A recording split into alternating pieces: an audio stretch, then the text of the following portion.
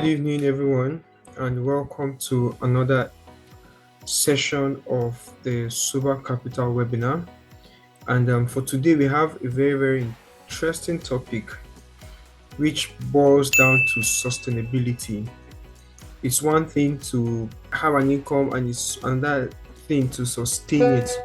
So, for today, we are going to be talking about sustainable finance, how we can turn the access we've learned over the past few months into a long-term wealth. And to take us into this session is none other than Silas Ozoya, the founder and CEO of SUBA Capital.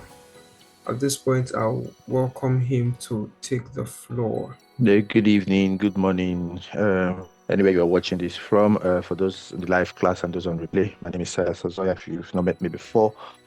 And I'm privileged to be the founder and the CEO at SUBA Capital. Yes, okay. So today we're going to be talking about sustainable finance, and we're going to be looking at it from the angle of turning your access to finance into long-term wealth.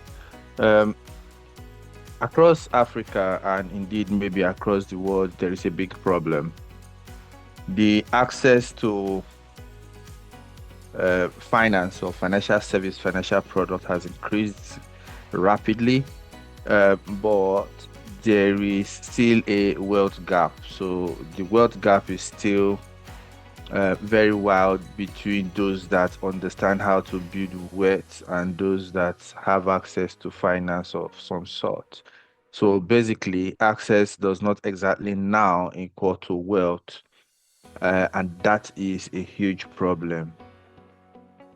So the real issues that is causing this problem, pretty simple. So access to finance or financial services have outpaced understanding, how people understand finance and how it should be used. There is also the problem of low financial literacy, which is what gave birth to this webinar series that we're doing at SUBA Capital as it is, because we've come to find that a huge number of our community, even though they understand or use basic financial services, really do not have financial literacy. And then there's the issue of fragile trust. Trust in the financial service business is a huge thing. So you're giving people your money or you are putting your money somewhere. You want to be able to trust the platform, the people, and where they are putting that money. So this creates a bit of problem, but let's look at the root of this real problem, right? Looking at it from the lens of the African reality. In Africa, the typical income is somewhere between $75 to $230 per month. So if you convert that in Nigerian naira, it will be somewhere around 100,000 naira to about 300,000 per month, which is, call this the average income, since we are focusing on young professionals and small business owners here. However, this income is irregular. Sometimes some companies are not able to meet the obligation of paying salaries or inflation, things like that. And that creates high sensitivity to making mistakes. A lot of people want to cut corners, want to make it big, or want to do something really quick. And then they start making mistakes. So I'll walk you through some of the top 5 mistakes that these people make. Number 1 is blind trust. A lot of people make the mistake of trusting platforms blindly, not understanding what the risk they are being exposed to, the fees they are supposed to pay, where they are putting the money and things like that. So that's a huge mistake that a lot of young professionals make in wanting to grow their money or grow their wealth. The second thing is ignoring the fees that they pay for using that particular service. They forget that every service is offered at a cost.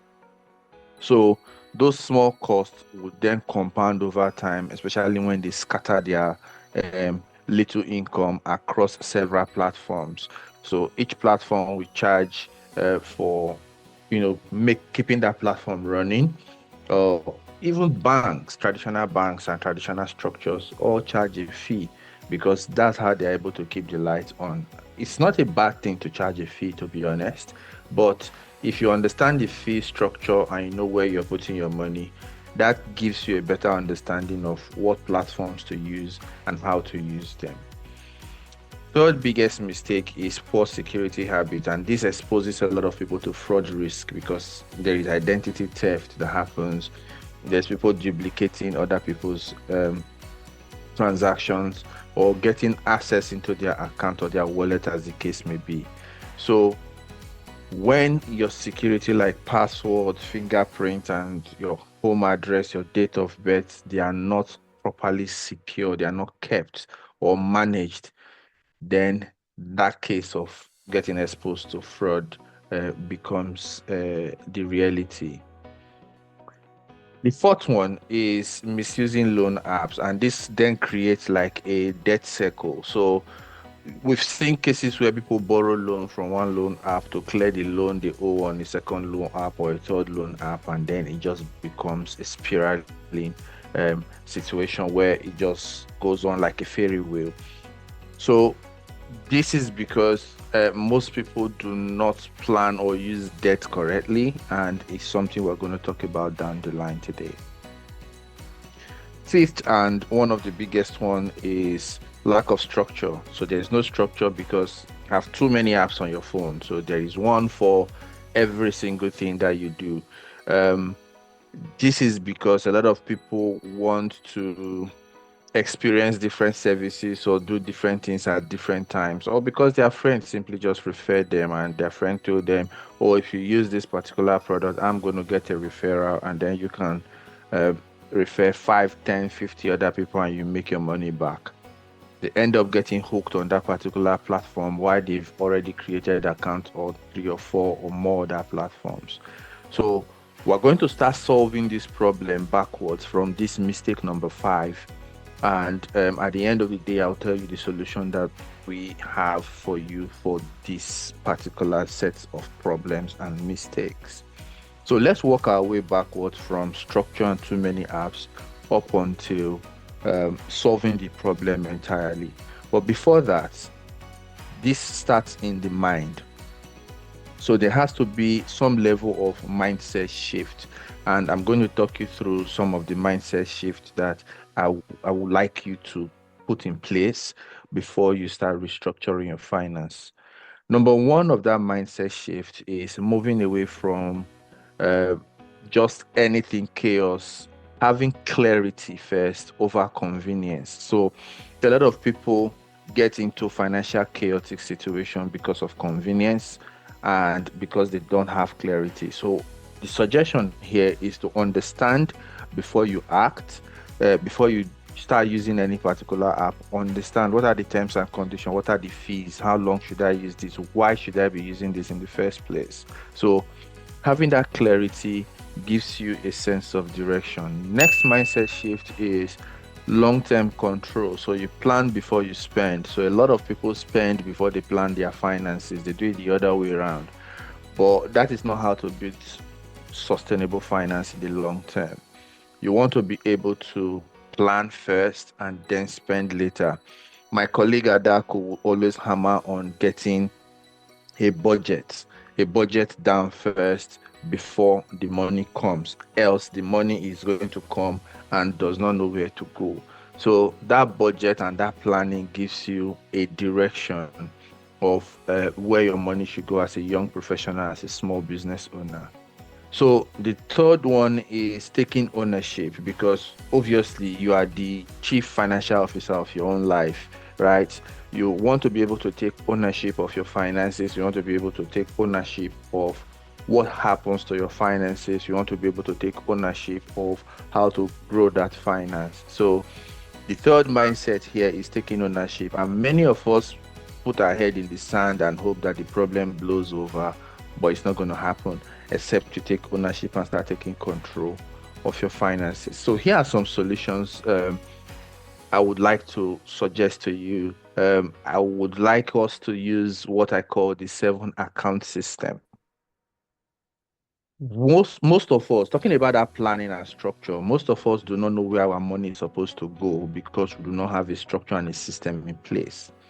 So the 7 account system would give you some level of clarity as to where your money should go when it lands. So the first 3 you should have, these are like core, right? If you do not have anything else, you should have these 3 accounts.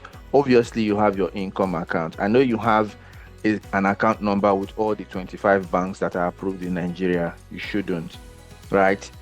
Dedicate one as your income account. That is your primary account. That is where all the money from the income you earn from your salaries, whether it is salary from your 9 to 5 job or the salary from your small businesses. I am assuming if you are already in this community, you pay yourself a salary or some form of income from your business. You don't dip your hands into your business finance, but that's topic for another day, right? So the income from your business or from your 9 to 5 should go into a particular account designated as your income account. Whatever bank you decide to use as your income account, that's completely left to you. The next one is your savings account. Now, this one is different from that bank account because a lot of banks call the account savings account and they put all of the withdrawal instruments in your hands to be able to withdraw the money.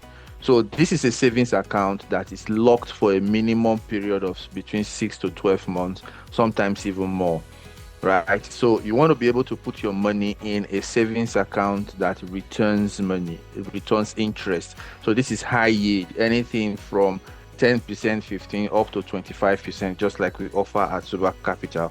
That is your savings account. It's different from your traditional bank account. The third one is your emergency fund account.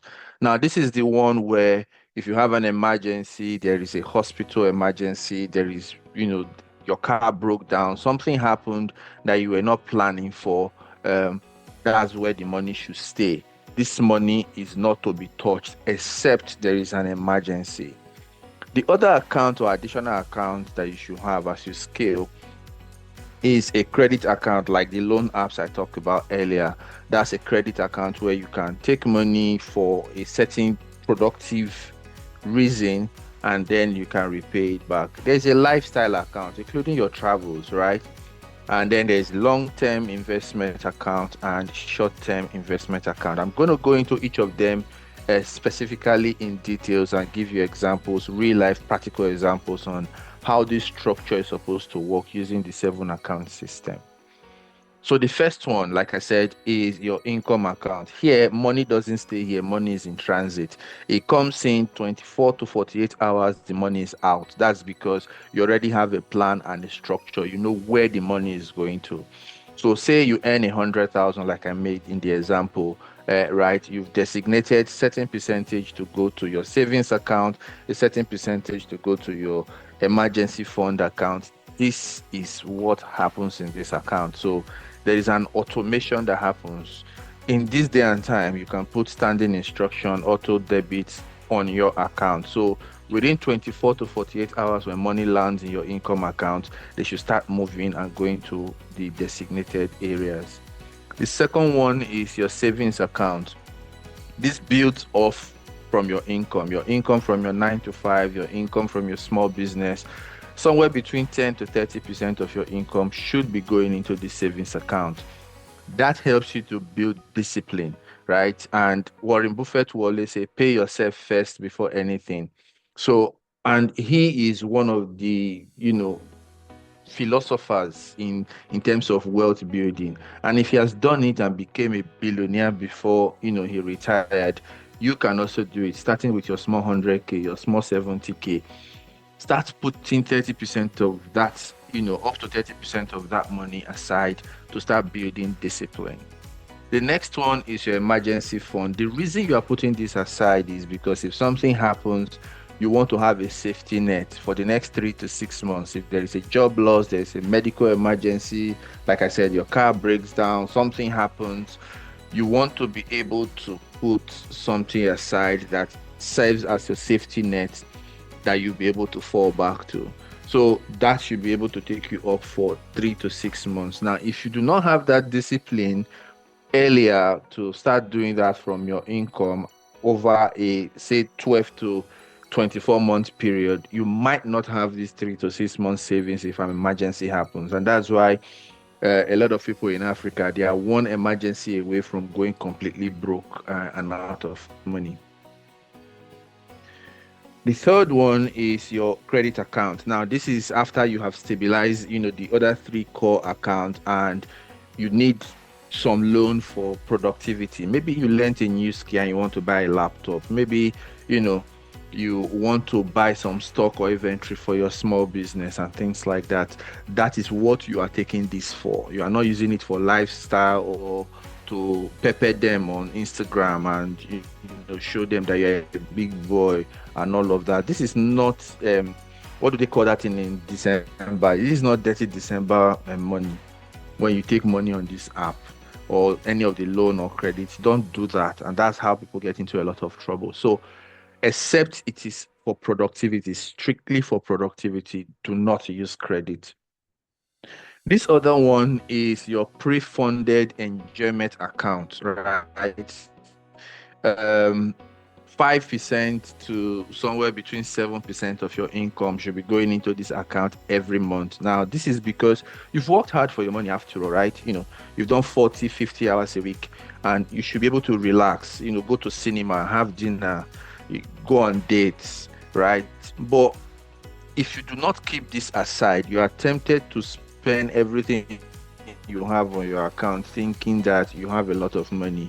But if you have a separate account that is your lifestyle account, then it guides you on where you should go. So you shouldn't be in certain places popping bottles and that you cannot afford. So you look at your lifestyle account and go on dates and enjoyment within your means and your budget. That way you have guilt-free spending without being guilty that you are wasting your money and things like that. So do the enjoyment within your means. So if you can afford to travel and your enjoyment account or your lifestyle account can afford it, why not?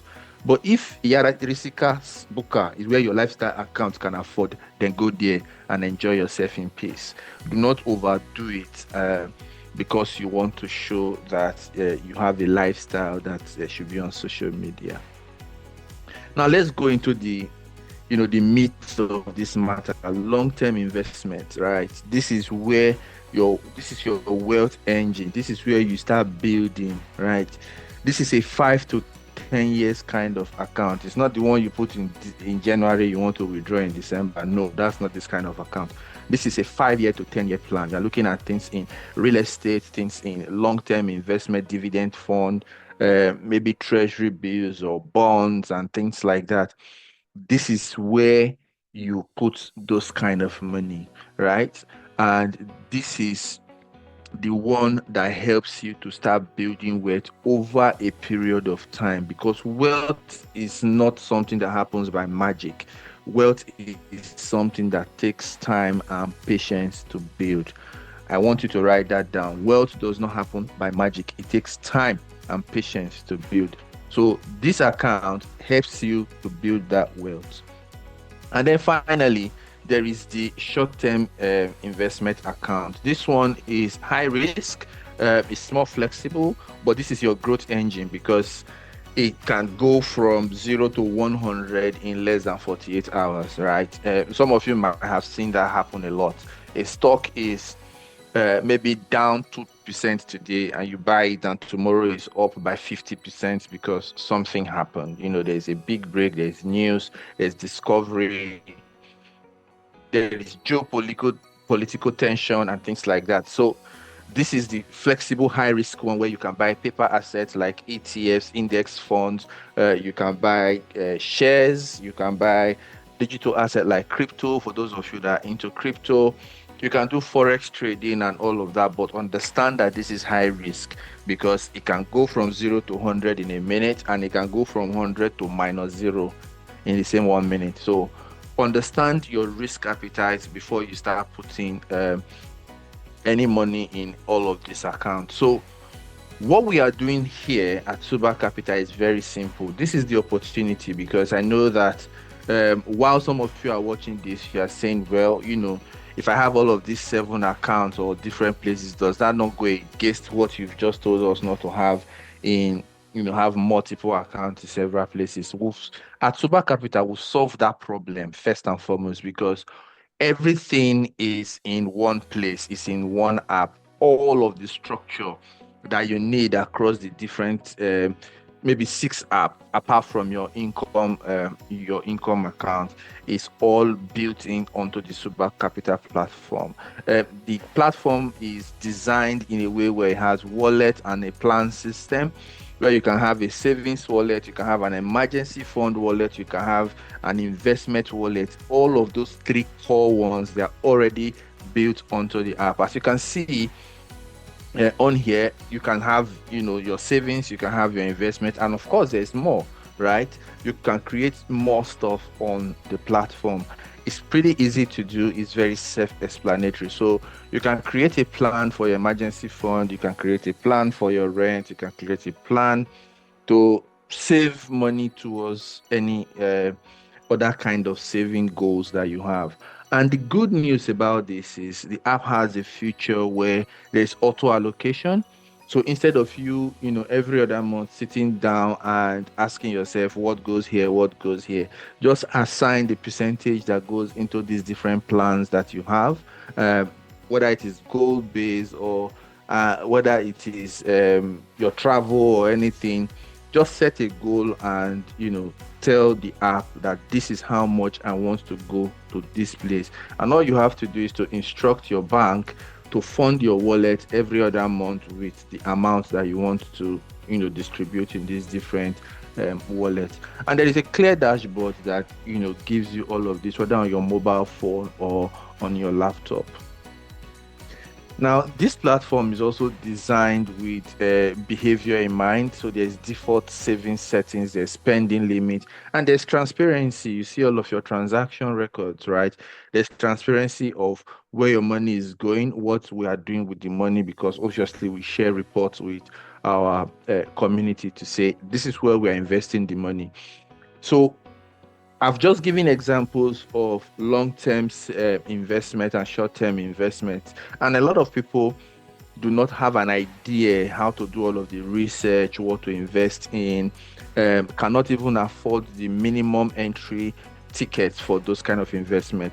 For example, there is a a Nigerian government treasury bill currently on sale at the moment, and the minimum entry for that is 500,000. Most young professionals cannot afford that, and that's why there is SUBA Capital, and that's the reason we built this platform, so that just with 25,000 naira you can put in some money into your long-term savings or investment account, and then we can mop up all of this money at the back end and buy into such treasury bills, mutual fund, bonds, and things like that on your behalf, taking the risk off you, taking all of the research off you, and make sure that it is as transparent as possible. So to put this into practice is pretty simple. You want to start small and grow big, like we always say at SUBA Capital. You start small, you grow big. You do not wait to make all of the money in the world. You probably just earn 100,000. Like I said, 10, 20, 30% of that is what you should instruct to go into your SUBA Capital wallet. And then you then start distributing it into the different plans that you want to have. Separate your personal income from your business income. For most of the people in our community who are either young professionals doing their 9 to 5, they also have small businesses on the side that they're doing as a side hustle, and vice versa. So whether it is the small hustle, you're running your small agency, you're building your small business as a trader, you're building your small business as a distributor, separate that income from that business from your personal income that comes from your job, so that you know which one is which. And even though it is just that small business, pay yourself a salary from that small business so that your personal income and the business income is separate, right? Number three, you want to begin three of the core account. Begin with the three core accounts I told you about, because obviously you are still growing. Start with those three, and then you start to scale that gradually. And like I said, wealth is something you build with patience. You want to stay consistent for the next 5 years. So it's not a question of downloading the app today and uninstalling it tomorrow and say, well, I didn't make the big break I want to make in the last 12 months or 48 months. You have to be patient consistently, to build that wealth over a period of time. And what I can tell you is this, for those of you still wondering, why should I even use the SUBA Capital app? Well, over 1,000 people have downloaded this app and registered to be users of this app. I might be wrong as one person, but heck, 1,000 people cannot be wrong at the same time.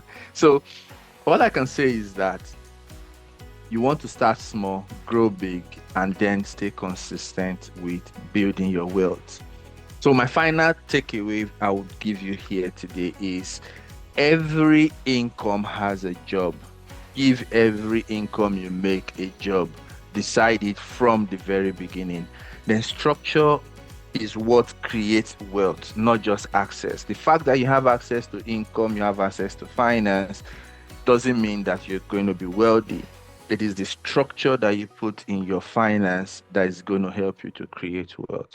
Thank you very much. And I'll take questions now in the next, say, 5 minutes. Sam? All right.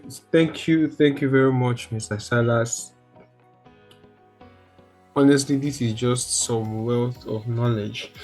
And there's no better place to build knowledge as this from, if not from experience. I have been writing. I was at a point, I'm like, can I even keep up? Then I remember there's a replay. So I just kind of calmed down. So thank you again, Mr. Silas, for this. So to those listening, both live and in the recording, if you have any question for those live, you could just raise your hand and then give you a brief moment to ask a question. And for those who are listening to us on the replay, you could just drop your question in the comments and it will be directed to Mr. Salas. So while we wait for that to happen, I personally have a question, right? Let's So, go ahead. so this is my question, right? I like that you started with the concept of looking at the African ecosystem.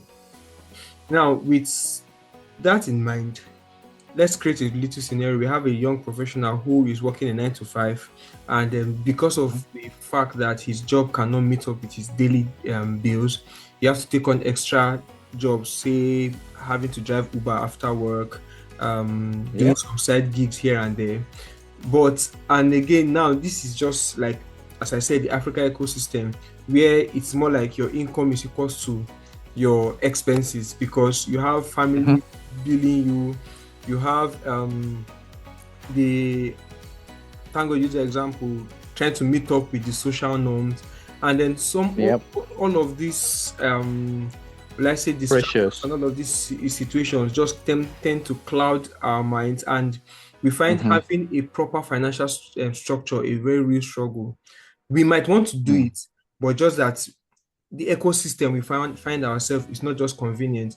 I've spoken to people who want to start up and invest, who want to start up long investment, but they lack the knowledge, and because of this the ecosystem where we are, the income that they are even gaining is used to sort immediate bills. You can't be talking about investments when you have not paid your house rent, when you don't have to eat. So how can a young professional mitigate and then scale up from such cycle? Because I believe it's a cycle, just keep going round and round. So how can someone escape from that? 2 words, very, very simple. 2 words. Number one, structure.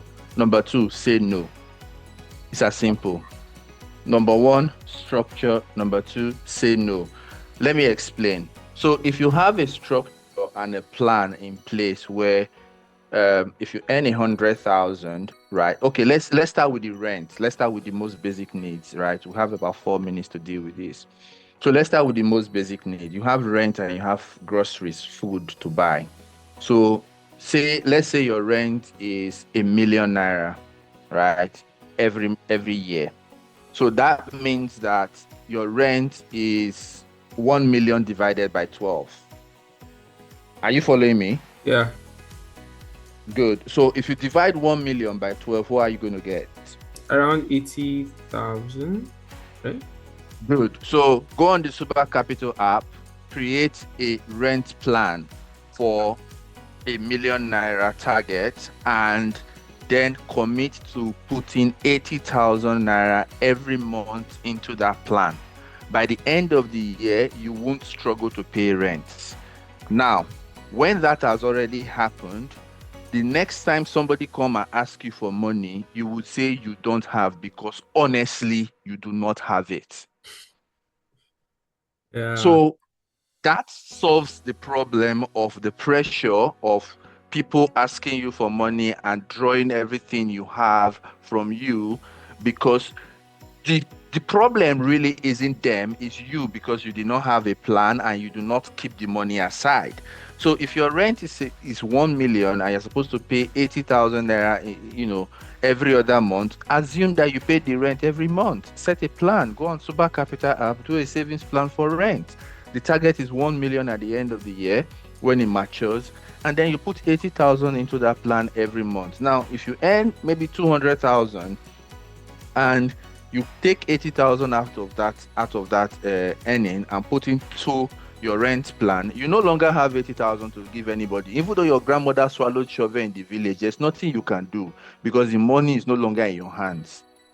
Do you understand what I mean? Yeah. Now, if there's that pressure to do social things, and so the truth is, it's not really necessary for you to wear a shoebi to a wedding.